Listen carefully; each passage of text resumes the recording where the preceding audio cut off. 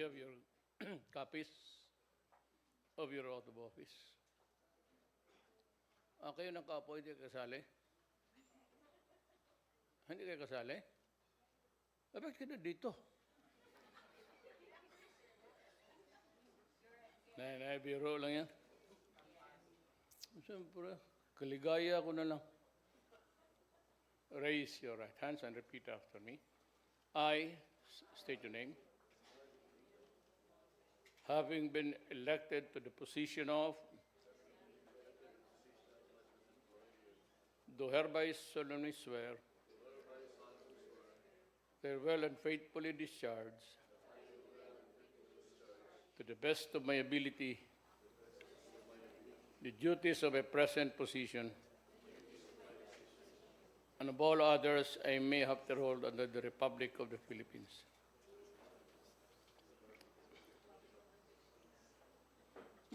Pilipino naman tayo lahat.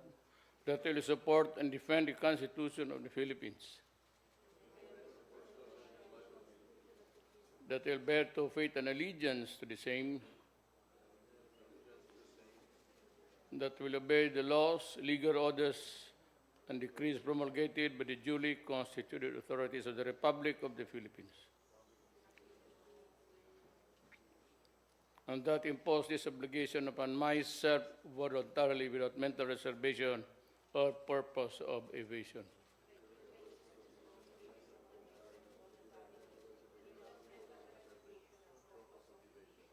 So help me God. Yung iba parang hindi man siya.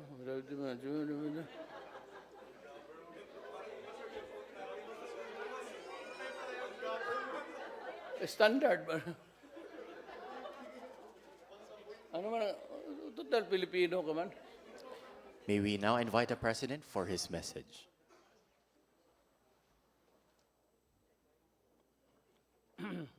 I'm happy to see you. Really. Executive Secretary Salvador Medaldia, and other members of the Cabinet, our newly elected officers of Malacañang Press Corps, Malacañang Cameramen Association, and Presidential Photojournalist Association. Other distinguished guests, ladies and gentlemen, let me congratulate the newly elected officers of the Malacañang Press Corps, the Presidential Photojournalist Association, and the Malacañang Cameramen Association. Thank you for accepting the challenge and embracing the opportunity to represent your peers and serve the best interest of your respective professions. Let me also take this opportunity to express my gratitude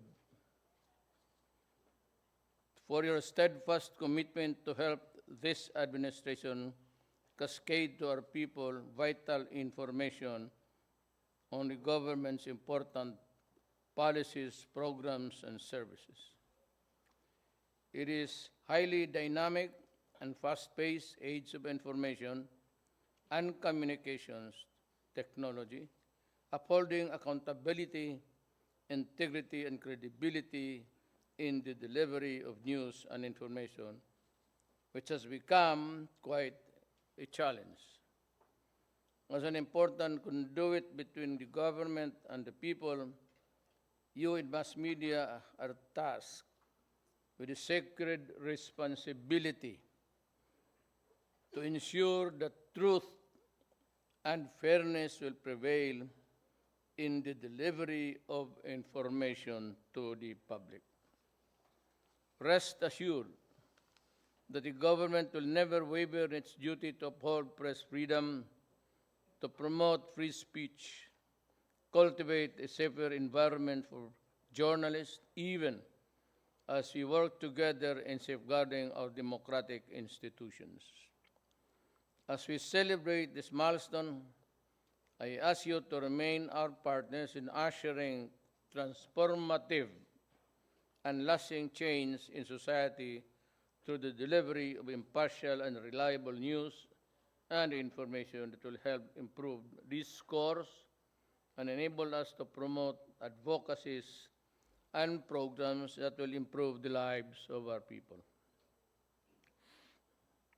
Let your passion to protect and advance our country's media industry inspire you to actively participate in difficult but fulfilling task of nation building.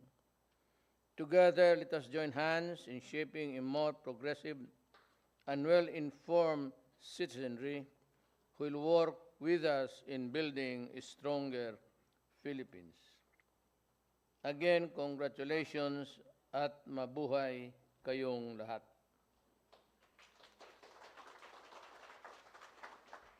Hanggang dito, may pagkain.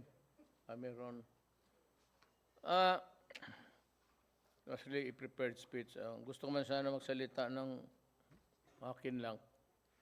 Pero kung may tanong kayo, I'd be glad to. Before breaking bread, you may ask questions. Mukhang huli kayo sa news ngayon eh. Yung events and happenings in this country are quite dynamic. Medyo naiiwan kayo. So, bigyan mo siya 5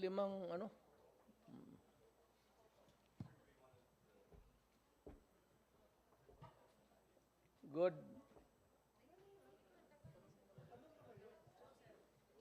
Anything under the sun. Good evening, Mayor. Raymond Tinasa ng Bombo Radio. Categorically, Mr. President, will you assign Mr. Feldon into another position in the government? Hindi na siguro. Private. May tumanggap na sa kanya. Private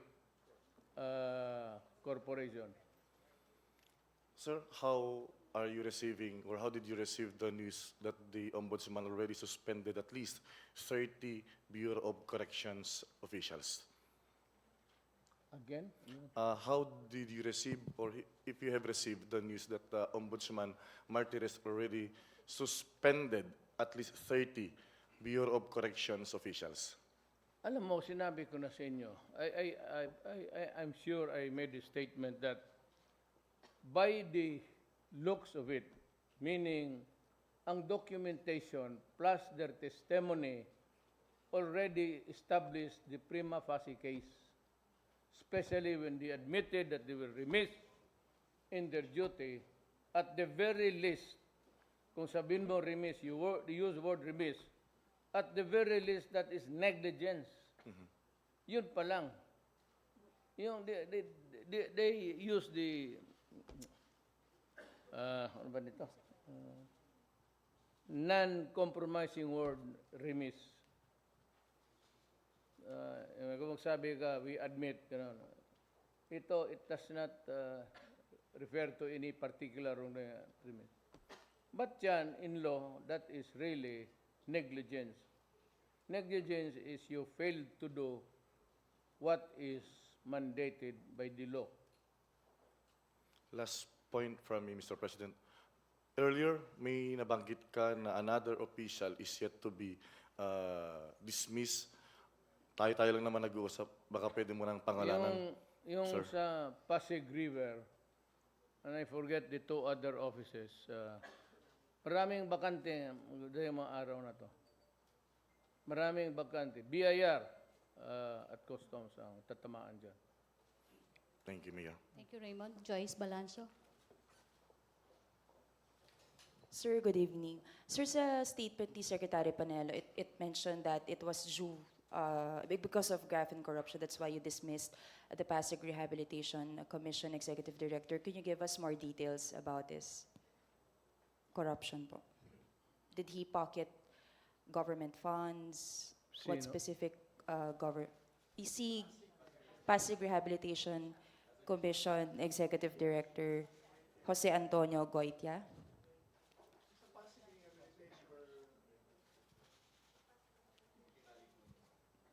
Wala pa akong idea niyan. Sir, kanina nabanggit niyo sa speech niyo that you dismissed him.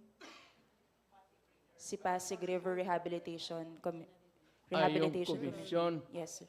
Lahat sila. O, kasi you're talking singular, ano. Lahat sila ay... Lahat, sir, ng nasa commission? Ilan, sir? No. Tinitignan ko yung lahat. Inuna ko lang yung si ano. Inuna ko kasi ganito. Hindi tayo nakaintindihan sa numerics. Inuna ko ito because it's been brooding about siya ang ilagay ko sa customs. At naghingi na ng mga pera doon sa mga those who are connected with sa customs. Alam mo, ganito ang you want media to help this country. Alam mo, baski sino tanungin ninyo, CPA, abogado, sabihin lang ninyo, you clamor, wag na sa neto, sa BIR, gross. Pag gross, wala na. Yung mga examiner, wala ng trabaho yan. Dito ka sa neto kasi may mga bayaran, exemption, ganon. Diyan na magkatalo kung magkano ang utang mo, mag-abot na. Kung gross, wala na. Wala na. Gross, wala. Yun ang gross, yan na lang ang bayaran mo. Second, itong sa customs. Ang gusto ko, wala nang brokers. Pagka may brokers, may corruption talaga yan. Ngayon, sinasabi ko, sabihin mo sa Pilipino, kung gusto talaga nila walang corruption, tanggalin na natin yan mga gross, wala nang examiner, sa customs, wala nang brokers. Ang kumpanya may accreditation lang sila. Sila na mismo ang magtrabaho doon. Take away the brokers and you would have cut corruption overnight in a scale of 1 to 10. Maybe you have reduced corruption to about 8 and man. Yan, sabihin mo sa kanila. Duterte says that if we go gross, ano pa ba ang corruption mo sa gross? Pag dyan yung resibo niya, yan ang bayaran mo. Ngayon, kung magneto ka, mag-deduction ka pa, yung mga dito, ayan.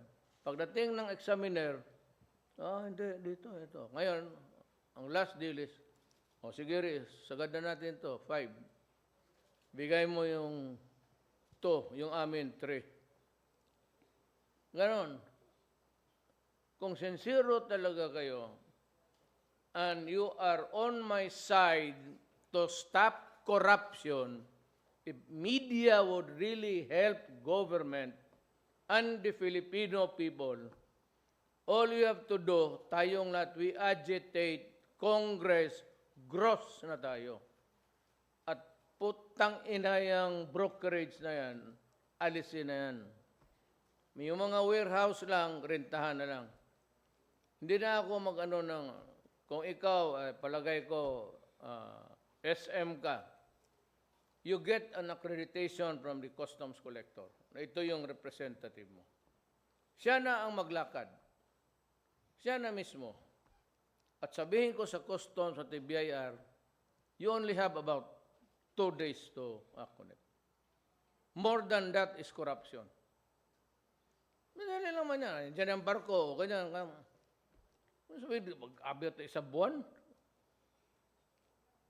At saka yung broker, dyan, huwag kayarian.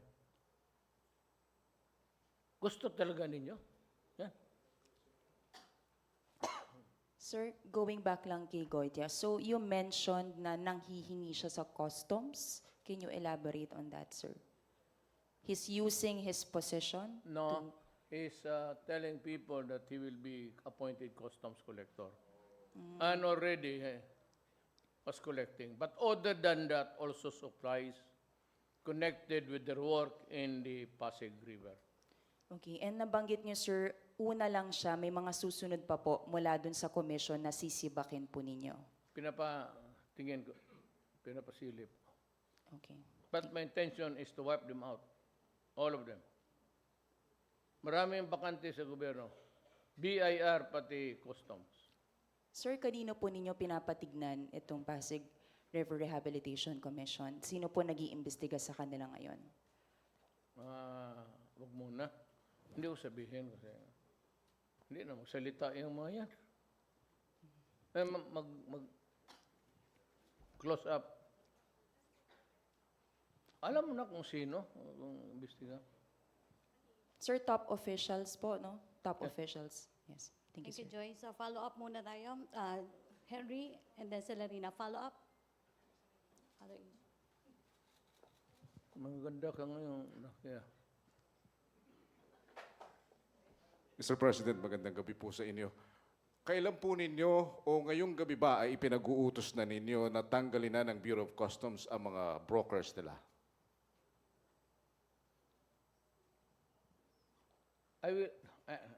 I will propose it. I'm just asking you media, ito malinis ito. Wala nang ano ito. There are no buts and ifs there. Wala itong tinatago na ano. Pagka-gross ka, kung ano yung sa resibo, yun na yun. Kasi kung maghingi ka pa ng neto, idagdag mo pa yung minus at saka yun ang bayaran mo. Effectively, you would have eliminated yung examiner. Wala na yan.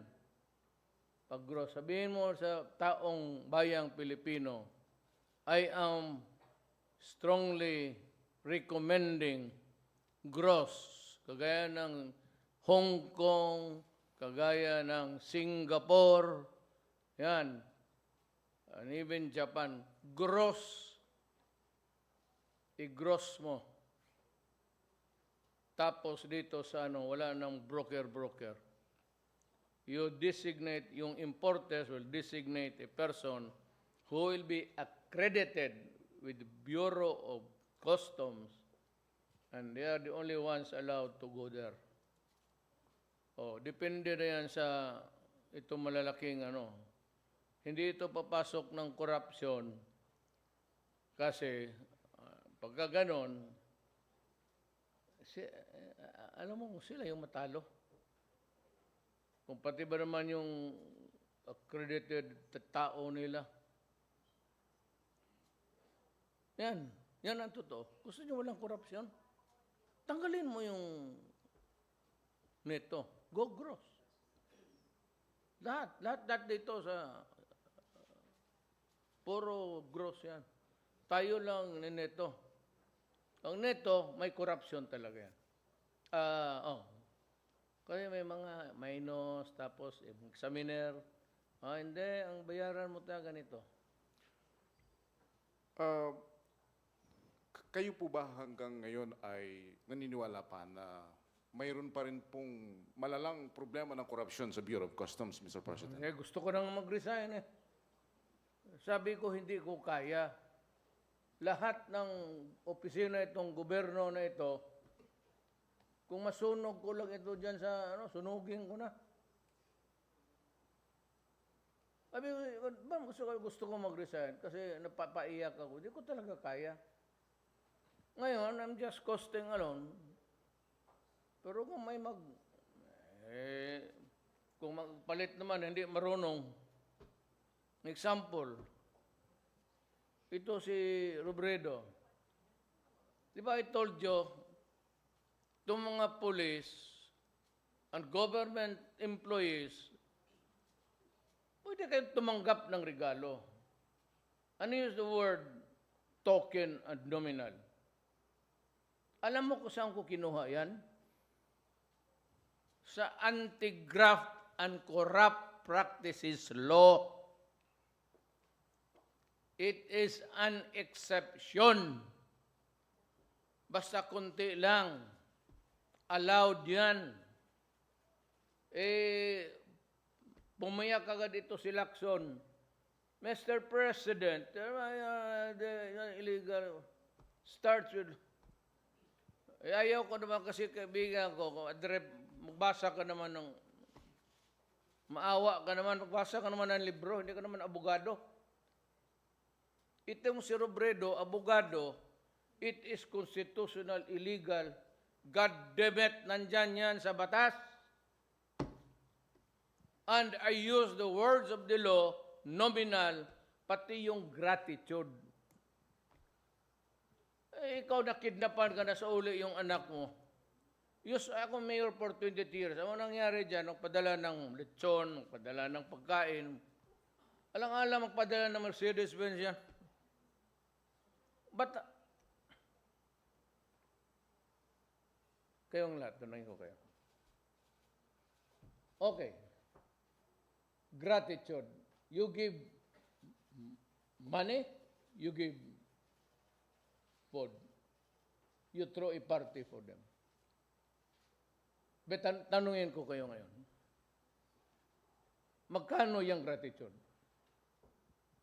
Sige nga. At magkano ang nominal?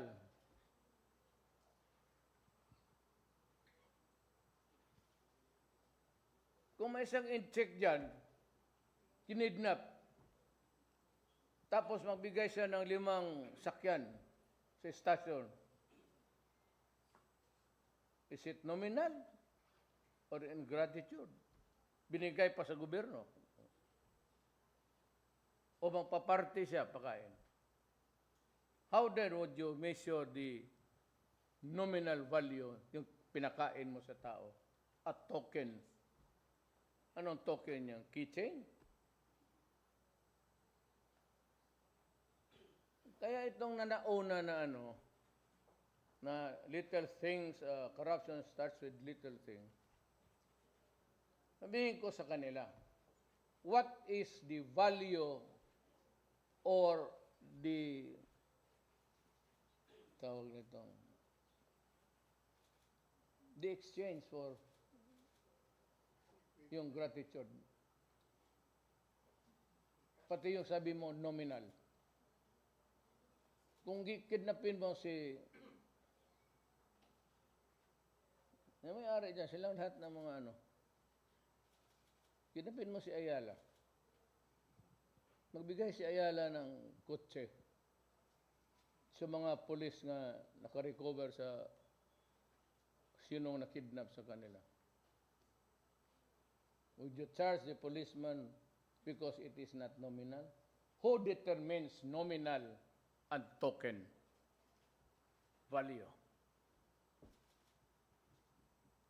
Kala mo madali magbasa kaya yung mga yan, magbasa, hindi bawal yan. O hindi naman nila alam. Pagdating sa court, bakit? Pag sabi na nagbigay yan ng hamon, more than nominal yan. So, can you infer now criminal liability, criminal intent? Kasi tumanggap ng hapon, dapat yung sausage lang ng Quezon. Ano ganun yung lukban? Longganisa, Mr. President. Mahirap ba? Basta just to say something, to be popular, tapos daldal ng daldal. Okay, thank you, Thank you, Henry. thank you, Mr. President. Salamat MPC, po. follow-up muna tayo. Other issue. Follow-up. Joseph.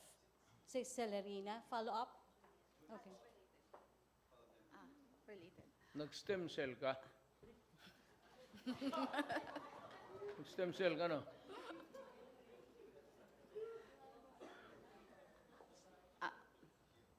Magandang gabi po, Mr. President. Sir, medyo related din dun sa mga naunang questions. Kasi kanina, during your speech upstairs, you have mentioned na may tatanggalin kayo na isang babae, not because of corruption, but because she's not in parity with others. And you have mentioned na she's handling an economic office. Is it possible to know who this official is? Adi, unahin mo natin. Next of kin, di ba nga yung patay, sabihin ko muna doon sa tao na wala man ito, sabi ko nga, she's not corrupt. But I think that her performance is not really in parity with the others of the same output sa trabaho. It has something to do with economics. Pero kulang talaga siya. Sir, since Kaya kay nakatayo... Robredo, ay, yung totoo. Kung may presidente ka ganun, tapos outright, that is illegal, that is, sus Maria Josep. Eh, meron namang mga abogado sa Congress, basahin mo nga dyan kung tama ba yan. Pero ito, ano siya, hindi na, I mean, hindi lang siya kasing smart ng order. Okay. But this particular position would need somebody who is mas ako yung mas marunong pa na ako hindi ako pwede diyan, bobo rin ako eh. Okay. Sir, since nakatayo na rin ako dito, may clarification din ako regarding dun sa speech nyo kanina. You have mentioned that you have already ordered the police and the military to go on full-scale attack against the NPA. Yes. So what's the difference between the operation now at dito sa bago nyong directive? Walang hintuan. Walang hintuan, palit-palit yung isang batalyon diyan na walang gamit na wala masyadong kalaban, ano, pagka bone weary na ang mga sundalo, palit na naman. Tuloy-tuloy. At kung maaari, lumaban sila ng husto kasi hindi ako magtanggap ng surrender. Sir, dati yung mga previous administrations, they have also ordered all-out war against these rebels. Pero what could be the difference between your order and the previous administrations? Because if they are already in hot water, binibitawan sila. Nilalaglag sila. Mismo yung mga bunganga dyan sa Congress, nilalaglag sila. Dito sa akin, sige, you just do your duty in accordance with law. Ako ang mag-amin sa lahat. I take full responsibility. Thank you, sir. Thank you, Celerina. Chona? Ako ang magpapreso. Ako ang magharap ng ICC. Wala silang problema. Sinisipte ko na sila kaagad. Sir, sorry, may pa-clarify ulit. Yun po bang full-scale attack, is it equivalent to all-out war? Yes. So you have ordered them na to go all-out war against the rebels then? Yes. Correct. Gusto ko, kung maaari lang, tapusin ko sa panahon ko. But I went out of my way. I appointed hardcore communist members in my cabinet. Then I initiated talks. Dito sila sa Palace, di Tiamson even, pumunta sa Davao, nag-dinner kami. Kaibigan, no personal hatred.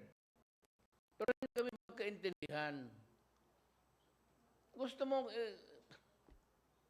you want, kasi mo, hindi coalition government.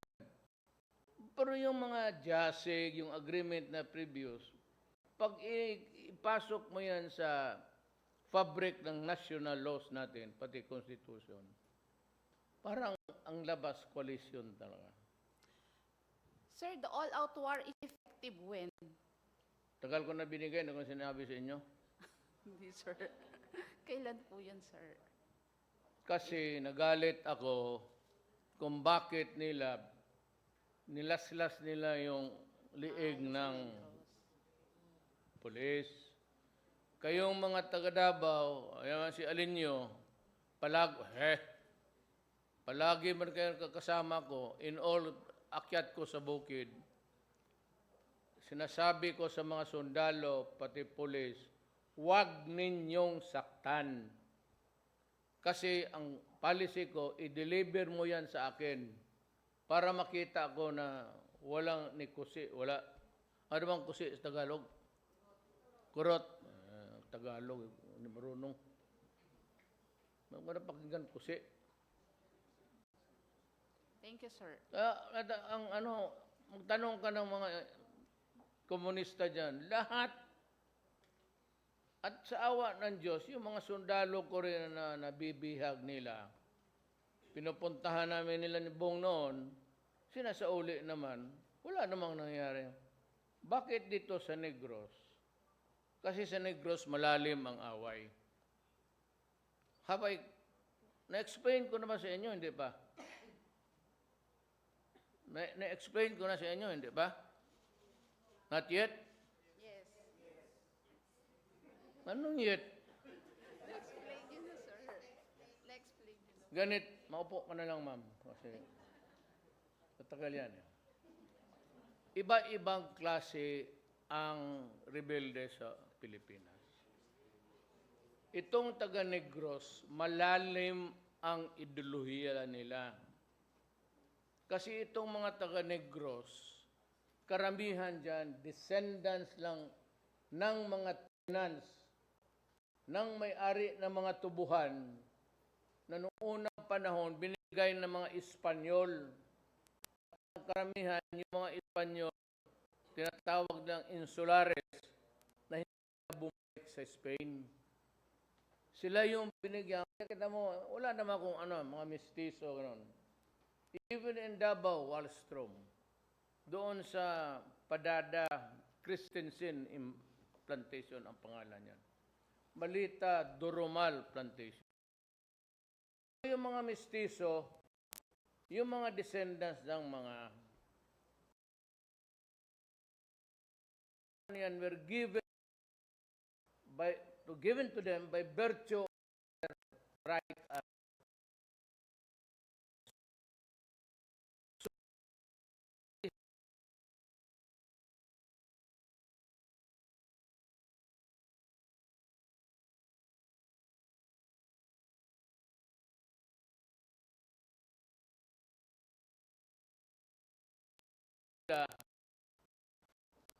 lakas pa ang tubo noon. Mercedes-Benz, Maynila, Mabacolod, maano. Hindi ako nakikapag-away sa inyo. Totoo naman yan eh. So nung nag-land reform, ang iba binitawan tapos binili nila uli. Eh siyempre yung tenants, pera na rin yun, tinanggap nila. So yung lupa na ibalik. O ngayon, yung iba naman, sinasabi, anak, pang 7th generation mo na ito na tayo ay mahirap at tayo ay utosan, alipin lamang. Kaya pag-fight ng revolusyon yan, nandyan sa kanilan. Kaya lang yan, reform, mainit masyado. Ngayon, yung sabi ko, yung ibinalik sa landlord kasi binili. Sabi ko sa kanila, pag may nagreklamo, kunin ko talaga yan. Ibigay ko doon sa tenant. Problema mo na yan kung paano ka makabawi. Kaya yung sasagay, itong yung mga komunista na ito, kaming pinagbintangan ng patay, sila yan. Ang problema dyan sa Negros, sila na ang komunista na ang magsabi, ikaw ang mag-take over dyan. Yung original tenant, dito ka banda sa ano. Kaya sila mismo nag-away-away. Sila mismo maraming pinatay at tina-charge sa gobyerno. At nga pulis ko, siyempre, may report na nandoon sila. Na-capture nila, tapos ang ginamit, yung dito nakita ko pa eh. Talagang ginano.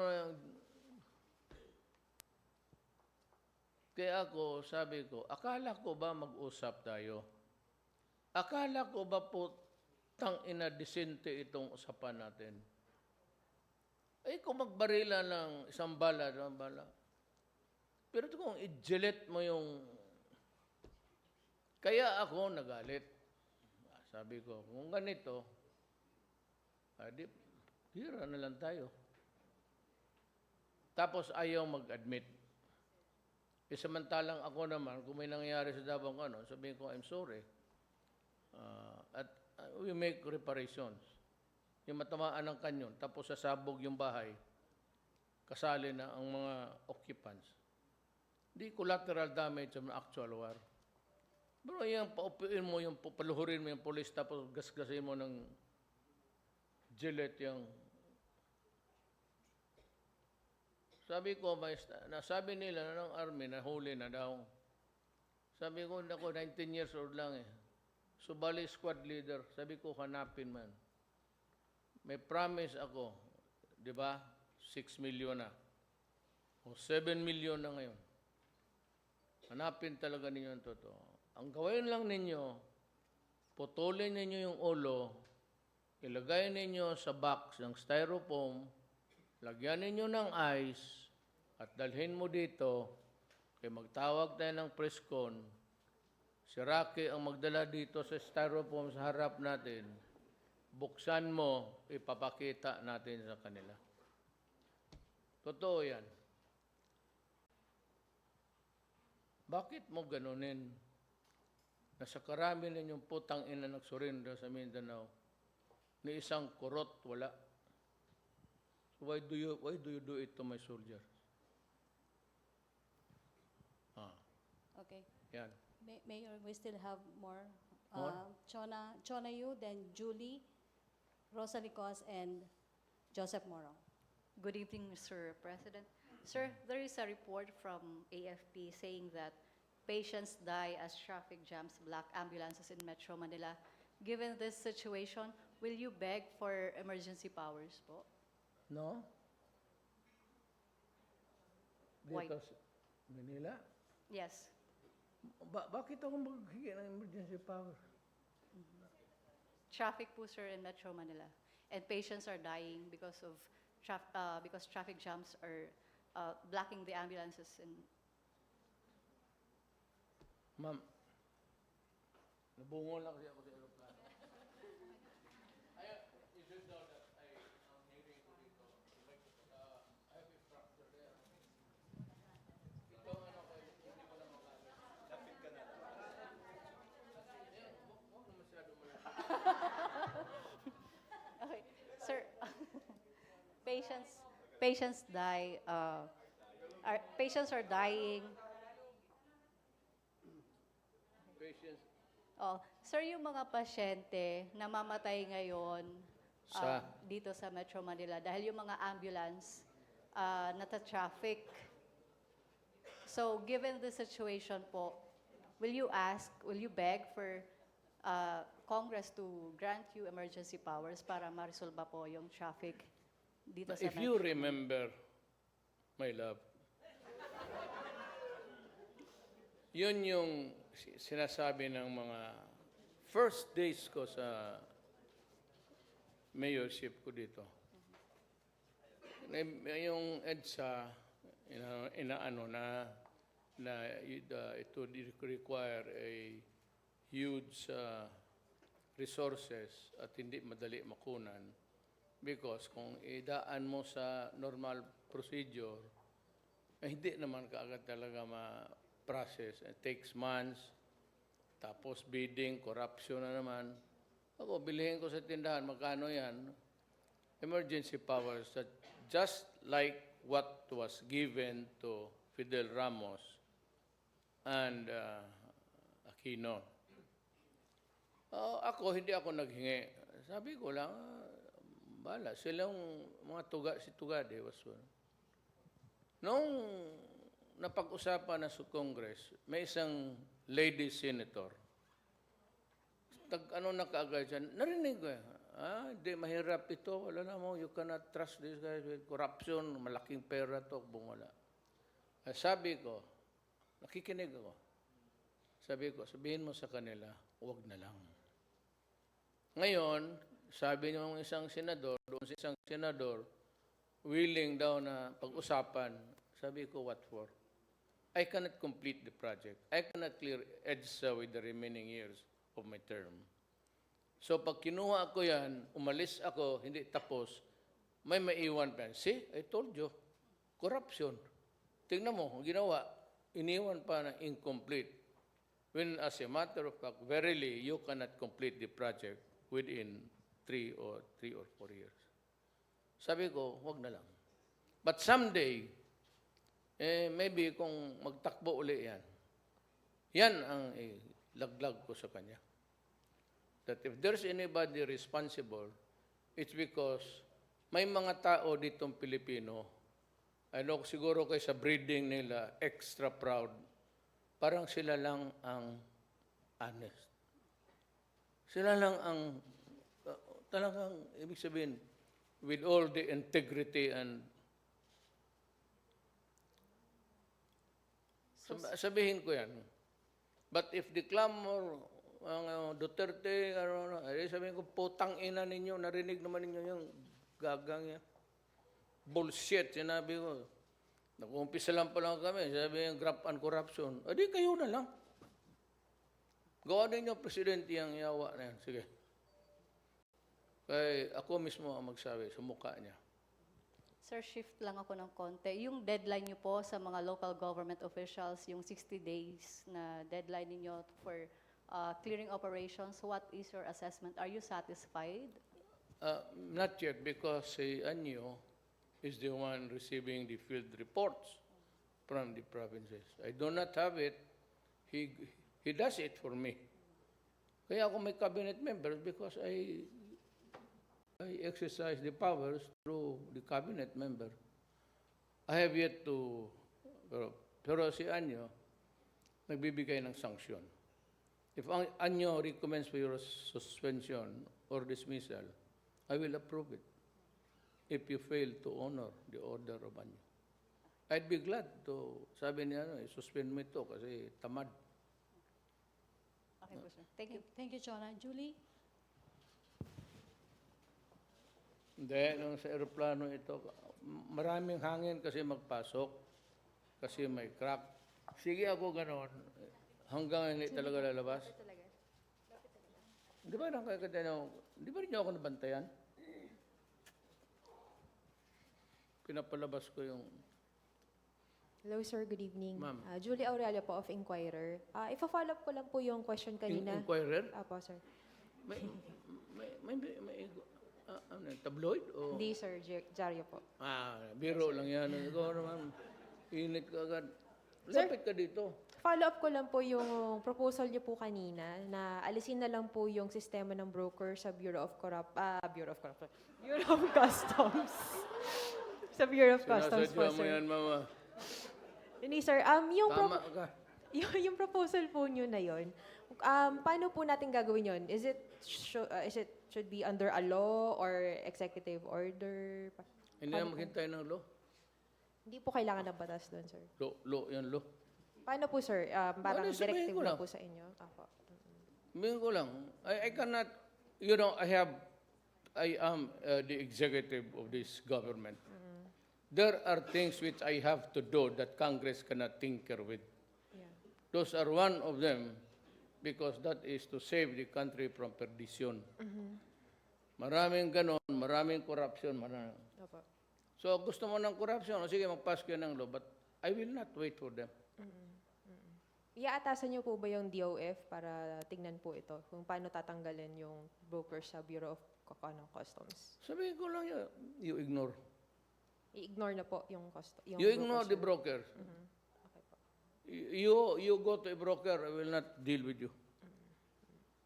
Sir, follow up lang din po dun sa mga namamatay sa loob ng ambulansya dahil sa traffic. Dahil po may mga namamatay na mga pasyente dahil nasa stuck po yung ambulansya sa traffic, ano pong kautusan nyo sa DOH o hindi kaya sa ibang government agency para ma-address po ito dahil may mga Yung namatay na? Opo. Yung paano po natin may iwasan na may mga Hindi dahil sa mamatay. traffic, oo. Yan ang walang sagot, ma'am. O may helicopter siguro, ang klahan mo tapos...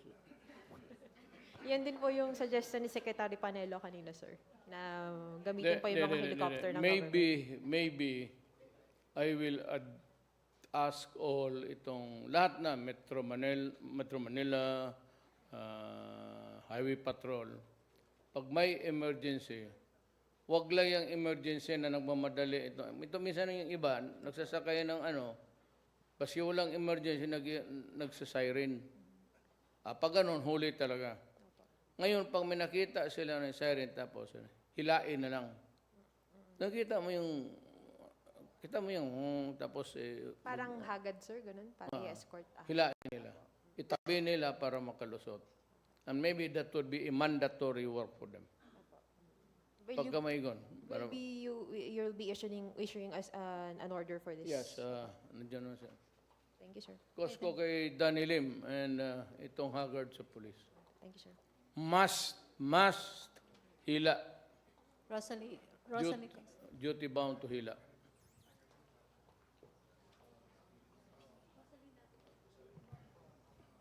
Hi sir, good evening po Mayor. Rose po sa UNTV sir. Sa ano ka, ma'am? UNTV po sir, good evening po.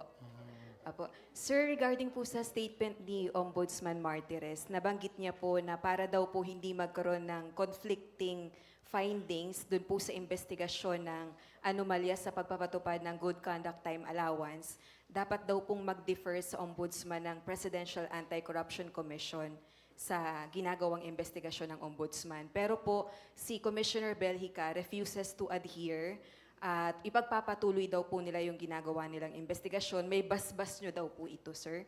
Pwede po ba naming makuha yung inyo pong panig? Well, ganito na lang. Simple man masyado, ma'am. Yung computation na yan, madali man yan.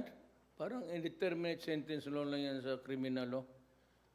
Because every word has a specific meaning. So, two persons, no two lawyers would disagree with that. I-3-4 mo yung madali mo lang yan i-compute. Pero sir, yun pong, hindi nga po ba magkakaroon ng conflicting findings kung may hiwalay pang investigasyon ang presidential? Wala na, kung yung okay na, labas na sila. So, ang ombudsman na po ang solely mag-i-investigate sa GCTA implementation? No, yung prisoner, sabi ko, it is my duty that if he has complied with the requirements of the law, including the computation doon sa release niya, I will order. Ang imbestigahan yung mga empleyado, hindi yung mga priso. But they might be potential witnesses. Hindi kasali yung priso. Yung priso, pag tama, and the computation plus the, well, whatever the circumstances would fit to a T, sakto talaga. Well, kaya sabi ko, no arrest. 15 days, liberty sila. Just go to the, tapos maghintay ka lang. Kung sabihin mo malayo ka, then you tell me because I will ask the DILG to provide you with money so that you can come to Manila, register with the, tapos we will provide you with the temporary shelter. Yeah, that's the best, the most fair that I can think of. Mayor, sorry, samantalahin ko na rin po itong pagkakataon na ito. Kasi yung nakalipas nyo pong SONA ay nagbigay po kayo ng direktiba sa mga LGUs na linisin po yung Metro Manila. At kunin na rin po namin yung inyo pong panig hinggil po sa ginagawang effort ni Mayor Isko Moreno dahil mabango po siya ngayon sa public pagdating sa paglilinis ng Maynila. So ano po ang... Believe ako sa kanya. Kaya nanonood ako